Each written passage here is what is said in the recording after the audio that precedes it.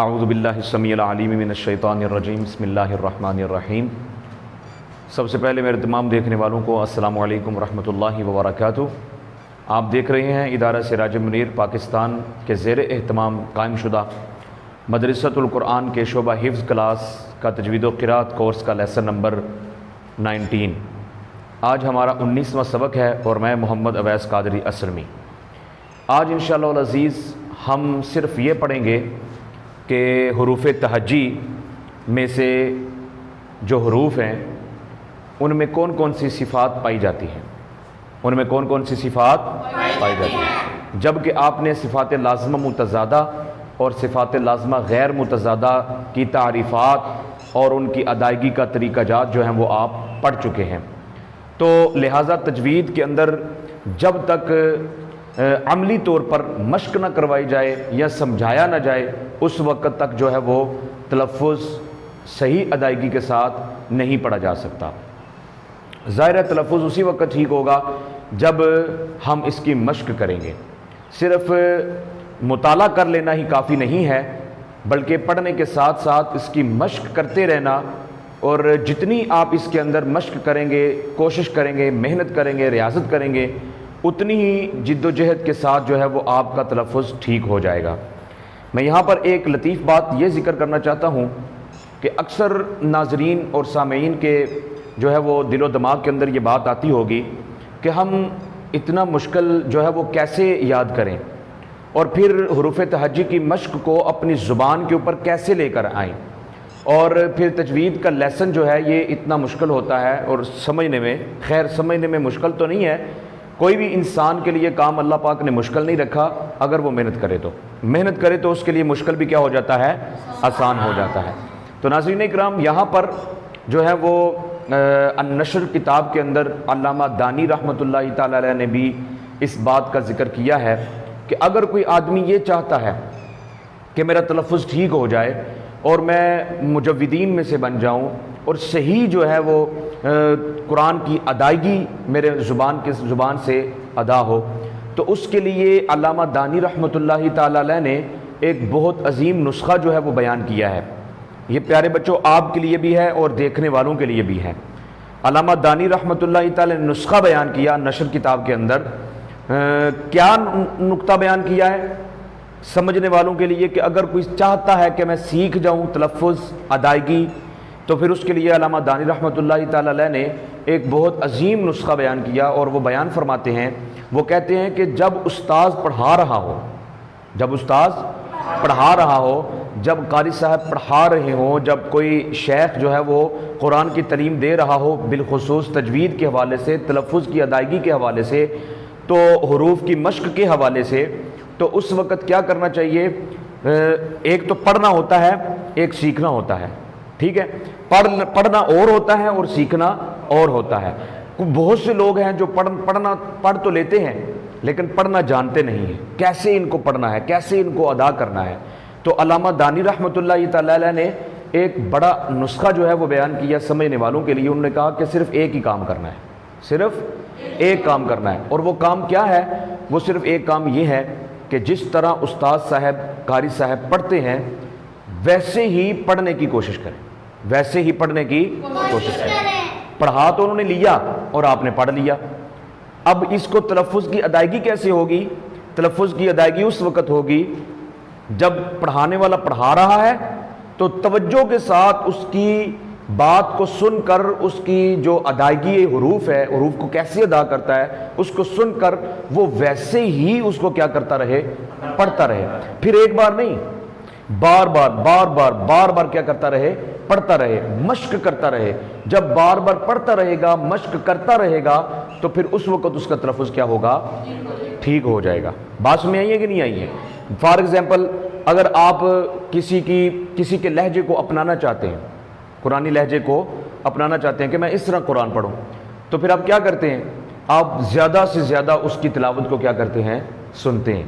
تو اس سے بھی پتہ چلا کہ جس طرح بندہ جس لہجے کو اپنانا چاہتا ہے، جس طرح قاری صاحب وہ استاذ پڑھ رہا ہے یا شیخ پڑھ رہے ہیں، اسی طرح پڑھنے کی کیا کرتا رہے، مشق کرتا رہے، کوشش کرتا رہے، ریاضت کرتا رہے۔ اور اتنی محنت کرے کہ وہ جو استاد صاحب نے پڑھایا وہ ازبر ہو جائے اور اس زبان سے ویسے ہی نکلے جیسے استاد نے نکالا، جیسے استاد نے۔ بڑے بڑے ماہر استاذ آپ نے دیکھے ہوں گے کہ وہ قرآن جب پڑھاتے ہیں تو جب تک آگے پڑھنے والے شاگرد ویسے ہی نہ پڑھیں جس طرح استاد پڑھتا ہے تو اس وقت تک جو ہے وہ مشق ٹھیک نہیں ہوتی، اور استاذ بھی مطمئن نہیں ہوتا کہ اس وقت تک یہ بچے صحیح پڑھ رہے ہیں یا نہیں پڑھ رہے۔ تو یہ ایک بہت نسخہ جو ہے وہ بڑا علامہ ادانی رحمۃ اللہ تعالی علیہ نے بیان کیا۔ سمجھ آ گئی ہے؟ یہ میں نے آپ کو لکھایا، آپ کو پڑھایا، آپ کو آئے گا کب؟ یہ نسخہ بس یاد کرنا ہے، ٹھیک ہے؟ آئے گا کب؟ اس وقت جب استاذ جس طرح پڑھ رہا ہے اسی طرح زبان سے مشق کرتے رہنا، اسی طرح زبان سے مشق کرتے رہنا۔ جب مشق کرتا رہے گا تو پھر اس وقت کیا ہوگا؟ اس کی زبان سے ویسے ہی حروف نکلیں گے جیسے وہ کیا کرتے ہیں، اس کی استاذ پڑھتے ہیں۔ سمجھ آ گئی ہے؟ یعنی اس میں محنت، مشقت اور اس میں مشق بہت ضروری ہے۔ لہجات اگر آپ کسی قاری صاحب کا سیکھتے ہیں لہجہ، تو لہجہ اس وقت تک نہیں آئے گا جب تک آپ اس قاری صاحب کو بار بار نہیں سنیں گے، بار بار نہیں سنیں۔ اسی طرح جب استاذ مشق کرواتے ہیں الف با، اب میں نے پڑھا با، اب بولیں یہ ٹھیک ہے۔ اگر جیسے میں نے پڑھا یا کوئی اور استاذ ماہر پڑھتے ہیں تو جس طرح وہ پڑھتے ہیں ویسے پڑھنے کی مشق کرتے رہنا، پھر آپ کو کیا آئے گا؟ تلفظ آئے گا۔ نسخہ سمجھ میں آیا کہ نہیں آیا؟ ایسے نسخے جو ہیں وہ بزرگوں سے ملتے ہیں، سمجھ آ گئی ہے نا، سیکھنے کے، پڑھنے کے اور سمجھنے کے۔ وگرنہ موجودہ دور کے اندر اس طرح کا فیض حاصل کرنا بڑا کیا ہے؟ مشکل ہے۔ ایک نسخہ بڑا پیارا دے دیا کہ جب بھی آپ کسی چیز کو سیکھنا چاہتے ہیں تو توجہ کے ساتھ، فوکس کے ساتھ اس کو دیکھیں کیسے پڑھ رہے ہیں، پھر سنیں، پھر ویسے ہی پڑھنے کی کیا کریں؟ کوشش کریں، پھر کرتے رہیں کوشش، ایک دفعہ نہیں۔ جیسا کہ ہماری عادت ہے، ہم سمجھتے ہیں کہ جی ایک دفعہ پڑھ لیا، شام کو سوئے اور صبح اٹھ کے ہم کیا بن جائیں؟ قاری بن جائیں۔ تو ایسا نہیں ہوتا، ایسا کبھی بھی نہیں ہوتا۔ سمجھ آ گئی ہے؟ میں آپ سب حافظ ہیں، قرآن پڑھتے ہیں نا، قرآن کریم پڑھتے ہیں نا؟ اچھا، حدیث مبارکہ میں بھی کیا آیا ہے کہ جب تک قرآن کا حافظ پڑھتا رہے اس وقت تک قرآن اس کو بھولے گا نہیں۔ جیسے ہی وہ پڑھنا چھوڑ دے گا تو قرآن اس کے سینے سے نکل جائے گا۔ حتیٰ کہ حدیث مبارکہ کا مفہوم ہے کہ یہاں تک ارشاد ہوتا ہے کہ جب باب فضائل القرآن آپ پڑھتے ہیں حدیث کی کتب کے اندر، تو اس میں آپ کو سمجھ آئے گا کہ حدیث مبارکہ کا مفہوم ہے کہ جب حافظ حفظ کرتا ہے، قرآن یاد کرتا ہے، تو اس کے سینے سے قرآن ایسے نکلنے کی کوشش کرتا ہے جس طرح بند پنجرے سے اگر پنجرہ جو ہے وہ کھولا جائے تو پرندہ کیا ہوتا ہے؟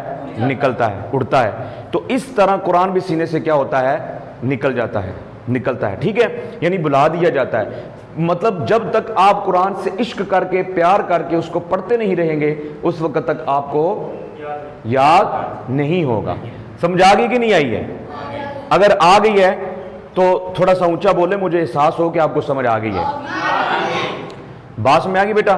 آپ نے صرف اسی طریقے پہ ہی رہنا ہے، مشق کرتے رہنا، بار بار اس کو کیا کرتے رہنا؟ پڑھتے رہنا، جب تک آپ مطمئن نہ ہو جائیں کہ جی اب لفظ میرے منہ سے صحیح نکل رہا ہے، پھر اس وقت کیا کریں؟ اگلی مشق شروع کریں۔ سمجھ آ گئی ہے؟ اسی طرح پہلا سپارہ ہے، دوسرا سپارہ ہے، تیسرا سپارہ ہے، چوتھا ہے، پانچواں ہے، حتیٰ کہ 30 سپارے آپ چلتے پھرتے، اٹھتے بیٹھتے پڑھتے رہیں۔ جب تک آپ پڑھتے رہیں گے آپ پکے حافظوں میں شامل ہو جائیں گے۔ اور اگر آپ قرآن بھی پڑھتے رہیں اور قرآن کی تعلیمات میں عمل کرتے رہیں، پھر جا کر آپ کے والدین کو قیامت کے دن سونے کا تاج پہنایا جائے گا۔ وگرنہ بے عمل حافظ قرآن کے لیے یہ بشارت نہیں ہے، باعمل حافظ قرآن کے لیے کیا ہے؟ یہ بشارتیں ہیں۔ سمجھ آ گئی کہ نہیں آئی؟ تو لہٰذا مشق یاد کرنے کا طریقہ کیا ہے کہ جس طرح استاذ پڑھاتے ہیں، استاذ کے منہ سے نکلے ہوئے الفاظ جس طرح ادائیگی نکلتی ہے ویسے ہی ادا کرتے رہیں گے، مشق کرتے رہیں گے، بار بار پڑھتے رہیں گے، اس کی اتنی محنت کر کے پڑھیں گے کہ آپ کا کوئی ایسا لمحہ اس مشق سے خالی نہیں ہوگا، تو پھر آپ کو تلفظ کیا ہو جائے گا؟ آ جائے گا۔ سمجھ آ گئی کہ نہیں؟ ناظرین کرام، اگر آپ بھی چاہتے ہیں کہ ہمارا تلفظ ٹھیک نہیں ہو رہا، پڑھتے بھی ہیں لیکن تلفظ ٹھیک نہیں ہو رہا، تو ایک کمزوری ہے، کیا؟ مشق۔ جب استاذ پڑھا رہا ہے توجہ کے ساتھ سن کے اس کو پڑھتے رہیں پڑھتے رہیں پڑھتے رہیں، 1 دن 2 دن 3 دن، جب تک وہ پکی نہ ہو جائے، جب تک وہ تلفظ ویسے جیسے استاذ نکالتا ہے نکلنا شروع ہونا ہو جائے، اس وقت تک آپ مشق چھوڑیں نہ، اس وقت تک آپ پڑھنا چھوڑیں نہ، جب تک آپ تلفظ آپ کا ٹھیک نکلنا شروع ہو جائے گا اس وقت آپ اگلی مشق کیا کر سکتے ہیں؟ شروع کر سکتے ہیں۔ تو پیارے بچوں اور ناظرین کرام، آج ہمارا جو سبق ہے وہ حروف تہجی میں کون کون سی صفت پائی جاتی ہے وہ ہم صرف پڑھیں گے۔ صفات لازمہ متضادہ کتنی تھی؟ 10، جو آپس میں ایک دوسرے کی کیا تھی؟ ضد تھی۔ صفات لازمہ غیر متضادہ کتنی تھی؟ 7۔ تو اب ہم ان حروف کے اندر پتہ کریں گے کہ کون کون سی صفت لازمہ متضادہ اور غیر لازمہ متضادہ میں سے ان حروف میں پائی جاتی ہے۔ تو آج ہم 7 حروف پڑھیں گے کہ ان 7 حروف کے اندر کون کون سی جو ہے وہ صفت پائی جاتی ہے۔ نمبر 1 پر کیا ہے؟ الف۔ نمبر 1 پر کیا ہے؟ اس میں 5 صفات پائی جاتی ہیں۔ الف میں کتنی صفات پائی جاتی ہیں؟ Number 1، number 2، number 3، number 4، number 5 جہر، رخاوت، استفال، انفتاح، اسمات۔ یہ 5 صفتیں کیا ہوتی ہیں؟ الف کے اندر پائی جاتی ہیں۔ الف کے اندر یہ 5 صفتیں پائی جاتی ہیں۔ جہر کا معنی کیا ہے؟ بلندی۔ رخاوت کا معنی کیا ہے؟ یہ جہر کس کی ضد ہے؟ اور یہ رخاوت کس کی ضد ہے؟ شدت کی۔ سمجھ آ گئی ہے نا؟ یعنی جو الف میں جہر، رخاوت، استفال، انفتاح، اسمات، یعنی بلندی، نرمی، اونچائی، نچائی، یہ کیا لکھا ہوا ہے؟ نیچائی، اونچائی نہیں، نیچائی، جدا رہنا، روکنا، یعنی الف کے اندر یہ 5 صفتیں پڑھی جاتی ہیں جب الف کو مختلف مقامات میں کیا کیا جاتا ہے؟ ادا کیا جاتا ہے۔ جب الف مختلف مقامات پر ادا کیا جاتا ہے تو اس میں یہ 5 صفتیں کیا ہوتی ہیں؟ پائی جاتی ہیں۔ یعنی اس میں بلندی بھی ہوتی ہے، اس میں نرمی بھی ہوتی ہے، اس میں نچائی بھی ہوتی ہے، اس میں جدا رہنا بھی ہوتا ہے، اس میں روکنا بھی ہوتا ہے۔ جب آپ آگے جا کر تجوید کے بعد قرات کورس پر آپ آئیں گے تو پھر آپ کو معلوم ہوگا کہ صفات میں کیسے ادائیگی کے ساتھ، کیونکہ صفات آ کر تمیز کر دیتی ہے نا، کیا کر دیتی ہے؟ کھرے اور کھوٹے کی کیا کر دیتی ہے؟ تمیز کر دیتی ہے۔ یہ پیمانہ ہے، جب اس پیمانے پہ آپ پر حروف کو ادا کریں گے تو وہ خود ہی جو ہے وہ نکھار کے حروف کیا ہو جائے گا؟ نکل آئے گا۔ سمجھ آ گئی ہے؟ آگے دوسرے نمبر پہ کیا ہے؟ با۔ یہ جو میں نے گڈ کا نشان، تیر کا نشان دیا ہوا ہے، اس کا مطلب ہے یہ اس کی کیا ہے؟ ضد ہے۔ یہ جتنے بھی تیر کے نشان ناظرین آپ دیکھ رہے ہیں، یہ سارے تیر کے نشان اس بات کی نشاندہی کر رہے ہیں کہ یہ فلاں فلاں کی کیا ہے؟ ضد ہے۔ اور پھر اوپر میں نے ان کے معانی بھی لکھ دیے ہیں تاکہ آپ کے لیے آسانی رہے کہ اس کا معنی کیا ہے، اس کا معنی کیا ہے، اور لغت میں ان کی تعریفات اور ادائیگی کا طریقہ جات تو آپ نے پڑھ لیے ہوئے ہیں۔ دوسرے نمبر پہ با ہے۔ با کے اندر یہ جو میں نے تقسیم برابر کا نشان دیا ہے، اس کا مطلب یہ ہے جو صفت اوپر پائی جا رہی ہے وہی صفت اس میں بھی پائی جا رہی ہے۔ اب با کے اندر جہر، شدت، استفال، انفتاح، اذلاق، یعنی با کے اندر استفال، انفتاح تو پائی جا رہی ہیں لیکن ایکسٹرا کون سی اضافی ہوئی ہیں؟ اذلاق، شدت اور بس۔ شدت اور اذلاق کا اضافہ ہوا ہے کس کی جگہ؟ رخاوت اور اسمات کی جگہ۔ یہ رخاوت شدت کی اور اذلاق اسمات کی، ٹھیک ہے؟ شدت رخاوت کی اور اذلاق اسمات کی، کیونکہ الف کے اندر رخاوت اور جو اسمات پایا جاتا ہے، با کے اندر وہ رخاوت اور اسمات نہیں بلکہ شدت اور اذلاق پائی جاتی ہے۔ اذلاق۔ با کے اندر رخاوت پائی جاتی ہے؟ نو۔ کون سی پائی جاتی ہے؟ اس کی ضد شدت۔ اسمات پائی جاتی ہے؟ کیا پائی جاتی ہے اس کی ضد؟ اذلاق۔ سمجھ آ گئی ہے؟ اذلاق نہیں، اذلاق۔ سمجھ آ گئی ہے نا؟ الف، جہر، رخاوت، استفال، انفتاح، اسمات۔ با کے اندر جہر ہے لیکن رخاوت نہیں، شدت ہے۔ استفال بھی ہے، انفتاح بھی ہے، اسمات نہیں، اذلاق ہے۔ آگے آ گیا تا۔ تا کے اندر ہمس پائی جاتی ہے۔ یہ ہمس یہ جہر کی کیا ہے؟ ضد ہے، یعنی تا کے اندر جہر نہیں بلکہ اس کی ضد ہمس پائی جائے گی۔ آگے اس میں شدت پائی جائے گی، پھر استفال، انفتاح اور اسمات۔ سمجھ آ گئی نا؟ با کے تا کے اندر کون کون سی صفت پائی جاتی ہے؟ ہمس، شدت، استفال، انفتاح، اسمات. یعنی اس کے اندر اسمات بھی ہے، استفال اور انفتاح بھی ہے، اور شدت، اور صرف اس میں کس چیز کا اضافہ ہوا ہے؟ ہمس کا. تا کے اندر صرف کون سی صفت کا اضافہ ہوا ہے؟ ہمس کا. باقی ساری کیا ہے؟ شدت بھی وہی ہے، استفال بھی وہی ہے، انفتاح بھی وہی ہے، اسمات بھی وہی ہے. آگے آگے ہے سا. سا کے اندر ہمس ہے. سا کے اندر کیا ہے؟ ہمس ہے، لیکن شدت کی جگہ رخاوت ہے. شدت کی جگہ کیا ہے؟ رخاوت. کیونکہ تا میں شدت تھی، سا میں شدت نہیں بلکہ کیا ہے؟ رخاوت ہے. باقی وہی ہے، استفال ہے، انفتاح ہے، اسمات ہے. لیکن آگے قلقلہ نہیں ہے. ہم ایک بات چھوڑ گئے با میں. با میں کتنی صفتیں؟ 6. یعنی جہر، شدت، استفال، انفتاح، اطلاق اور قلقلہ. کیا؟ قلقلہ. یعنی با کے اندر جہر بھی ہے، شدت بھی ہے، استفال، انفتاح، اطلاق اور قلقلہ. سمجھا گی کہ نہیں؟ یہ ساتھ ساتھ 10 حروف کر کے یاد کریں گے نا تو آپ کو یاد ہو جائے گا. جب تک یاد نہ ہو اس وقت تک آپ اگلے حروف یاد نہ کریں. صرف فرق یہ رکھنا ہے، الف کے اندر یہ ساری صفتیں پائی جا رہی ہیں نا. اب دیکھنا ہے کہ با کے اندر وہ کون سی صفت نہیں پائی جا رہی. تو با کے اندر کون سی صفت نہیں پائی جا رہی؟ رخاوت اور اسمات. با کے اندر کون سی صفت نہیں پائی جا رہی؟ اور اسمات. رخاوت یعنی الف کے اندر جو نرمی ہے وہ با کے اندر نرمی نہیں بلکہ کیا ہے؟ سختی ہے. اور جو روکنا الف کے اندر ہے وہ با کے اندر نہیں بلکہ کیا ہے؟ کنارہ ہے. الف کے اندر قلقلہ نہیں، با کے اندر کیا ہے؟ قلقلہ ہے. تا میں ہمس ہے، الف میں ہمس، با میں ہمس نہیں ہے، با میں جہر ہے. اور تا میں کیا ہے؟ با میں شدت ہے، تا میں بھی کیا ہے؟ شدت ہے. استفال بھی ہے، انفتاح بھی ہے اور اسمات بھی ہے. آگے سا میں ہمس، رخاوت، استفال، انفتاح اور اسمات. جیم میں جہر ہے، شدت ہے، استفال، انفتاح، اسمات ہے. قلقلہ نہیں ہے. قلقلہ صرف با کے اندر ہے. ان 7 حروف میں قلقلہ صرف با کے اندر ہے. اور ہا ہمس ہے، رخاوت ہے، استفال، انفتاح، اسمات ہے. خا میں ہمس اور رخاوت ہے، استعلاء ہے. اس میں خا میں صرف جو ہے وہ رخاوت اور استعلاء کا اضافہ ہوا ہے. خا کے اندر کون سی 2 صفتوں کا اضافہ ہوا ہے؟ رخاوت اور استعلاء کا. باقی استفال، انفتاح، استعلاء استفال کی ضد ہے. استعلاء کس کی ضد ہے؟ استفال کی. یہ انفتاح اور اسمات اس میں پائی جاتی ہے. اب میں نے آپ سے پوچھنا یہ ہے کہ کون کون سی صفت ایک حرف میں پائی جا رہی ہے. یعنی یہ 7 حروف آپ نے پڑھے ہیں نا، 7 حروف میں ایک ایک میں حرف بولتا جاؤں گا اور آپ نے بتاتے جانا ہے اور اپنے ذہن میں بھی اس کو جو ہے نا وہ لانا ہے کہ کون سی صفت کون سے حرف میں پائی جاتی ہے اور کون سی نہیں پائی جاتی. فار ایگزامپل با ہے تو با کے اندر جہر ہے، استفال ہے، انفتاح ہے. یعنی انفتاح وہ صفت ہے جو ان سب میں پائی جا رہی ہے.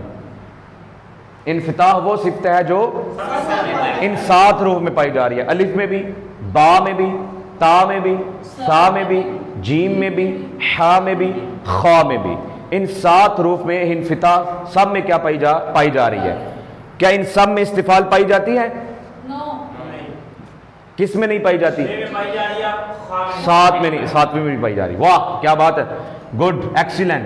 یہ اس لیے آپ کو میں شاباشی دے رہا ہوں آپ کی حاضر دماغی کی وجہ سے. آپ حاضر دماغ ہیں تو آپ کو فوراً پتہ چل جائے گا کون سی صفت کس میں ہے اور کون سی صفت کسی میں نہیں ہے. کون سا کام ہے جو انسان کے اللہ نے آسان نہیں کیا؟ ہر کام ہے جو محنت کرے انسان تو اللہ اس کے لیے کیا کر دیتے ہیں؟ آسان کر دیتے ہیں. ٹھیک ہے. انفتاح سب میں پائی جا رہی ہے، استفال صرف خا میں نہیں پائی جاتی، باقی سب میں پائی جاتی ہے. قلقلہ کسی میں بھی نہیں پائی جاتی. قلقلہ انفتاح سب میں پائی جاتی ہے، قلقلہ کسی میں نہیں پایا جاتا سوائے با کے، اور استفال سب میں پائی جاتی ہے سوائے خا کے. سمجھ آ گئی ہے؟ آگے آ گیا ہے استفال بھی ہو گیا، انفتاح بھی ہو گیا، قلقلہ بھی ہو گیا. باقی رہ گیا جہر. اب بتائیے جہر کس کس میں پائی جا رہی ہے؟ سائلنٹ. 1 2 3 حروف میں جہر پائی جاتی ہے. کیا پائی جاتی ہے؟ الف میں با میں جیم میں، صرف ان تین کے اندر کیا پائی جاتی ہے؟ جہر۔ باقی چار تا سا ح خا میں جہر نہیں پائی جاتی۔ سمجھا گئی کہ نہیں؟ الف با اور جیم، الف با اور جیم ان میں جہر پائی جاتی ہے، باقی چار میں جہر نہیں پائی جاتی۔ اسی طرح اب جہر بھی ہو گئی، جہر کتنے حروف میں ہے؟